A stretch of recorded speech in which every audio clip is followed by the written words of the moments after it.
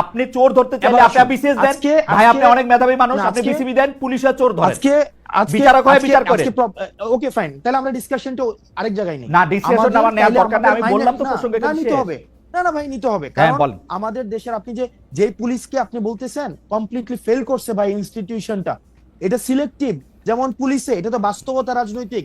অন্য কেউ কল দিলে কাজ হয় না, এখন হাসনাত আব্দুল্লাহ কল দিলে কাজ হয়। হাসনাত আবদুল্লাহ কল দিলে কেন কাজ হবে? কেন? কারণ আপনাদের দলের লোক কেন না না কেন সিলেক্টিভ হলো এটা? ধরেন আজকে আমার উপদেষ্টা আছে, 10 বছর পর আমার উপদেষ্টা করতে চাইলাম হাসনাত, আমরা তো এই চেষ্টা করতে চাইলাম, আমরা তো এই চেষ্টা করতে চাইলাম। আপনারা নতুন বন্দোবস্তের কথা কই, অ্যাবসলিউটলি পুরো বন্দোবস্তের হাতে হাঁটতেছেন। We are in the same page ভাই, we are in the same page.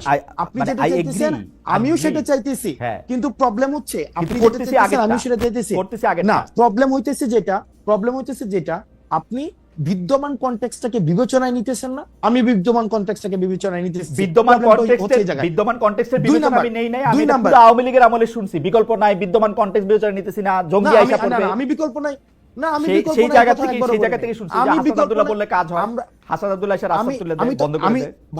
ভাই এটা তো আমি বললাম, এটা তো আমার জন্য দুঃখজনক যে আমি বললে দেখেন this has to stop Hasnat, this has to stop immediately. আইন নিজের হাতে তুলে নাও, চোর ধরা।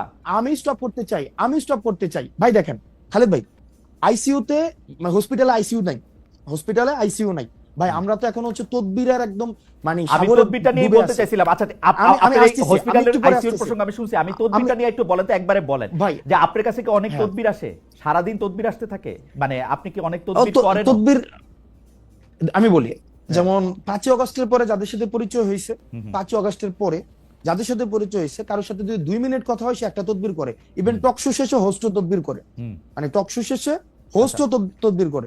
তো সেই জায়গায় হচ্ছে এই যে তদবির করাটা, কেন তদবির করছে?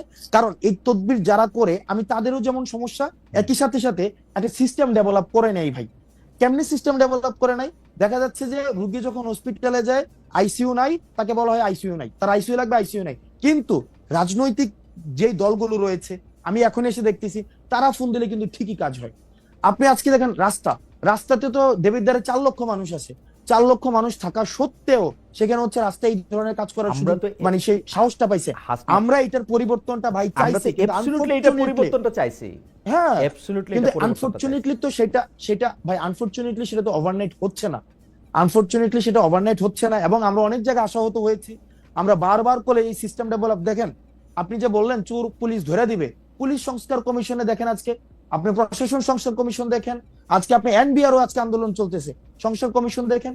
আমাদের মনস্তাত্ত্বিক ভাবে এটার একটা হচ্ছে মানে আমার মনে হয় যে জাতিগত একটা পিউরিফিকেশন প্রয়োজন, একদম সবাইকে একসাথে পিউরিফাই করা প্রয়োজন।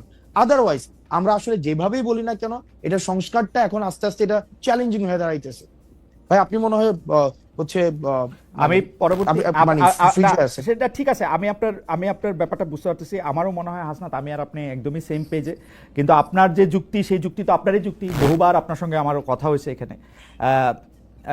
সেইটার ক্ষেত্রে তো আমি আর আলাদা করে আপনাকে আর কনভিন্স করতে পারবো না। কিন্তু আমার কাছে মনে হয়েছে আইন নিজের হাতে তুলে নেওয়ার যে চর্চা গত 15 বছর ধরে ইনস্টিটিউশনগুলি ধ্বংস করার জন্য ছিল, সেই একই চর্চা, একই ফাঁদে, একই রাস্তায় আমরা যেন না হাঁটি, এটা হচ্ছে আমার প্রস্তাব। আপনার এটা নিয়ে কোনো মন্তব্য করার দরকার নেই, আপনার যুক্তি আমি জানি। আমি এটাকে শতভাগ মানি, একই সাথে আমি এটাও চাই কোন রাজনীতিবিদ যেন তদবির করতে না হয়, কোন রাজনীতিবিদদের যেন যাওয়া না লাগে, কোন রাজনীতিবিদদের ফোনে যেন কোনো ফাইল না ছুটে। আর ঠিক আছে, এটা যেন অটোমেটিক একটা প্রসেসে দাঁড়ায়, এটা যেন একটা অটোমেটিক প্রসেস হয়। ঠিক আছে, আমাদের গবেষক, আমি আসলে চট করে এমনিতেই সময় শেষ হয়ে যাচ্ছে এবং মানে কিছুটা সময় আপনার থেকে একটু বাড়তি নিতে চাই। আমাদের গবেষক দল একটি ছোট কোট পাঠিয়েছে আপনাকে এটি পড়ে শোনানোর জন্য। সেটি হচ্ছে যে এর আগের প্রসঙ্গে, ওই হেফাজত ইসলামের জনসভায় যাওয়া প্রসঙ্গে, সেটা হচ্ছে এনসিপির সিনিয়র যুগ্ম আহ্বায়ক আরিফুল ইসলাম আদিব বলেছিলেন, হেফাজত ইসলামের সমাবেশে দল হিসেবে এনসিপিকে আহ্বান করা হয়নি, অভ্যুত্থান পরবর্তী নেতা হিসেবে ব্যক্তিগত জায়গা থেকে হাসনাত আব্দুল্লাহ এই সমাবেশে অংশ নিয়েছেন। তিনি আরও বলেছিলেন যে ওই সমাবেশে অংশগ্রহণ করবে কিনা এটা এনসিপি জানতো কিনা, প্রশ্নের জবাবে তিনি বলছেন কোট যাবে এটা জানতাম, যাওয়ার বিষয়ে আমরা নেতিবাচক ছিলাম না। হাওয়েভার, এটা হচ্ছে তার মন্তব্য। আমরা পরবর্তী প্রসঙ্গে যাই। এনসিপি হিসাবে দাওয়াত করা হয়নি সেটি তিনি বলেছেন জনাব আদিব। আমরা পরবর্তী প্রসঙ্গে যাই। আমরা যা দেখেছি যে সাবেক রাষ্ট্রপতি জনাব আব্দুল হামিদের থাইল্যান্ড যাওয়ার বিষয়টির প্রতিবাদে আপনার নেতৃত্বে যমুনা ও শাহবাগের আন্দোলনের মুখে সরকার আওয়ামী লীগের কার্যক্রম নিষিদ্ধ করে, কিন্তু হামিদ সাহেবের দেশত্যাগ যে শুধু চিকিৎসার জন্য ছিল, সরকারের অনুমোদনের ভিত্তিতেই সেটা ফিরে এসে তিনি প্রমাণ করেছেন। আমাদের অনুষ্ঠানে বা অন্যান্য জায়গায়, আমাদের অনুষ্ঠানে এক বিএনপি নেতা জয়নুল আবদিন ফারুক, তিনি সরকারের দিকে আঙুল তুলে বলেছেন হামিদ ইস্যুতে সরকার এনসিপিকে দিয়ে নাটক মঞ্চস্থ করিয়েছিল আওয়ামী লীগের কার্যক্রম নিষিদ্ধ করার জন্য। আপনি সেই নাটকের কেন্দ্রীয় চরিত্রে অভিনয় করেছিলেন কিনা সেটি হচ্ছে প্রশ্ন। বিএনপি নেতার অভিযোগ নিয়ে কি বলবেন, যে সেটি আসলে নাটক ছিল কিনা, সরকার এনসিপিকে দিয়ে নাটক করিয়েছিল কিনা? না, সরকার এনসিপি দিয়ে নাটক করেনি। সরকারের হচ্ছে এখানে একটা ব্যর্থতার পরিচয়, যে এতদিন পরেও একটা দীর্ঘদিন আমরা বারবার করে বলে আসছিলাম যে যে আওয়ামী লীগের বিষয়টা সিদ্ধান্তে আসতে, কারণ আওয়ামী লীগের এই বিষয়টাকে সিদ্ধান্ত নিয়ে আসলে আমরা দেখতে পাচ্ছিলাম যে সংকট আসলে ঘনীভূত হচ্ছে, কোনো সিদ্ধান্তে আসা যাচ্ছে না। সেই জায়গা থেকে বারবার বলা সত্ত্বেও আমরা দেখছিলাম যে আওয়ামী লীগের বিষয়ে কোনো সিদ্ধান্ত না এসে ক্ষেত্র বিশেষে বিভিন্ন জায়গায় ফেসিলিটেট করা হচ্ছে, এবং সেটার অংশ হিসাবে আমাদের কাছে ওই যে সাবেক রাষ্ট্রপতিকে থাইল্যান্ড পাঠানোর বিষয়, সেক্ষেত্রে সরকার থেকে আমাদের কাছে মনে হয়েছে সেটাতে সরকার জড়িত। এবং এনসিপি, আপনি যে বলছেন যে এনসিপি দিয়ে নাটক মঞ্চস্থ হয়েছে, বিষয়টা এমন না। আমি বৈষম্য বিরোধী ছাত্র আন্দোলনের আহ্বায়ক ছিলাম, এবং এই গণ অভ্যুত্থানে আমরা সামনে থেকে যারা নেতৃত্ব দিয়েছে তাদের মধ্যে আমি একজন ছিলাম। সেক্ষেত্রে এনসিপি ছাড়াও আমার এই অভ্যুত্থানে একটা বিশেষ আমার একটা রোল রয়েছে, এবং এই ক্ষেত্রে আমার একটা বিশেষ একটা দায়িত্ব রয়েছে যে অভ্যুত্থান রিলেটেড এই ইস্যুগুলাতে অ্যাড্রেস করার ক্ষেত্রে শুরু থেকে, এটা বৈষম্য বিরোধী ছাত্র আন্দোলনে আমরা যখন ছিলাম তখন থেকে যে দাবিটা জানিয়ে আসছি, সেটার সাথে দেখলাম যে গভর্নমেন্ট কোনোভাবে কমপ্লাই করছে না, বরং গভর্নমেন্ট আওয়ামী লীগকে রিহ্যাবিলিটেট করার জন্য সেক্ষেত্রে আর্মি ইস্যু আছে, অ্যাডমিনিস্ট্রেশনের ইস্যু আছে, তারপর হচ্ছে আমরা দেখতে পাচ্ছি যে মনে হচ্ছে আওয়ামী লীগকে দেওয়া হচ্ছে। প্রায় আমরা এই কথাও শুনি যে ডিজিএফআইও, মানে ওই দিন আমি একটা অনুষ্ঠানে দেখতেছিলাম, আপনাদের একজন নেতা বলতেছিলেন যে আমরা যে এত কষ্ট করে দল গঠন করার জন্য দিনরাত পরিশ্রম করছি, তখন হচ্ছে নির্বাচন কমিশনে ওই মানে নিবন্ধনের জন্য আপনারা কাজ করছিলেন খাটাখাটি। সে সময় একটা ডিজিএফআই যদি আমাদের সঙ্গে থাকতো তাহলে তো আমাদের এত, বা ডিজিএফআই যদি আমাদেরকে চাইতে হতো।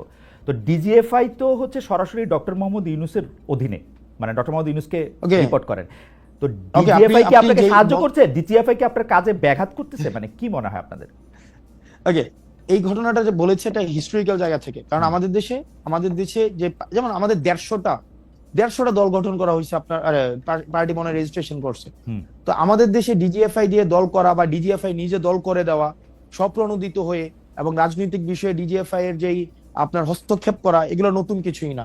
এবং মানে উনি যেটা বলেছেন যে অতীতে অনেক রাজনৈতিক দল ডিজিএফআই দিয়ে হয়েছে, যদি আমরাও ডিজিএফআই দিয়ে দল হইতো তাইলে কাজটা অনেক সহজ হয়ে যেত, কিন্তু আমরা তো ডিজিএফআই এর দল না, বরং আমরা অর্গানিক ভাবে আমরা গ্রো করছি, সেক্ষেত্রে হয়তো সময় লাগছে। এই জিনিসটা বুঝাইতে হচ্ছে ডিজিএফআই কি আপনাদের কাজে ব্যাঘাত সৃষ্টি করতেছে কিনা, মানে আপনাদের এগেইনস্টে কিনা? দেখেন, ডিজিএফআই এগেইনস্টে কিনা, আমাদের মানে পার্টিকুলার এনসিপির এগেইনস্টে কিনা এই ধরনের আমি কোনো ধরনের মন্তব্য করতে চাই না, কিন্তু বরং ডিজিএফআই বা রাষ্ট্রীয় আইন শৃঙ্খলা বাহিনী অনেক ক্ষেত্রে যেটি হয়েছে যে মিডিয়াকে নিয়ন্ত্রণ করা, তারপরে হচ্ছে রাজনীতিতে হস্তক্ষেপ করা, যেটা তাদের কাজের মধ্যে অংশ না, সেই জায়গাগুলো তারা এখনো পর্যন্ত অব্যাহত রেখেছে। মানে যেটি ডক্টর ইউনূসের ডিজিএফআই ও শেখ হাসিনার ডিজিএফআই এর মতোই আচরণ করতেছে।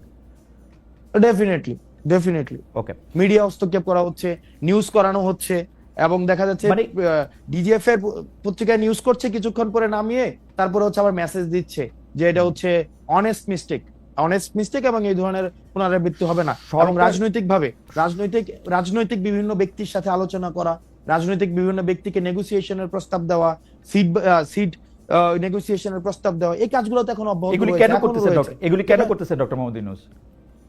ডক্টর মোহাম্মদ ইউনূসের, আমার কাছে মনে হচ্ছে যে, আমি ব্যক্তিগতভাবে এগুলো ডক্টর মোহাম্মদ ইউনূসের হচ্ছে অফকোর্স কমপ্লিট ফেইলিওর, এটা ফেইলিওর, এবং ইনস্টিটিউশনগুলো যে এখনো পর্যন্ত উনার খুব কবজায় নাই ডিজিএফআই। দেখেন, আপনি আমার মুখ থেকে আমি বলি, আপনি যেই জায়গায় আমাকে হচ্ছে নিতে চাচ্ছেন, আমি এই জায়গায় বলবো যে ডক্টর মোহাম্মদ ইউনূস যে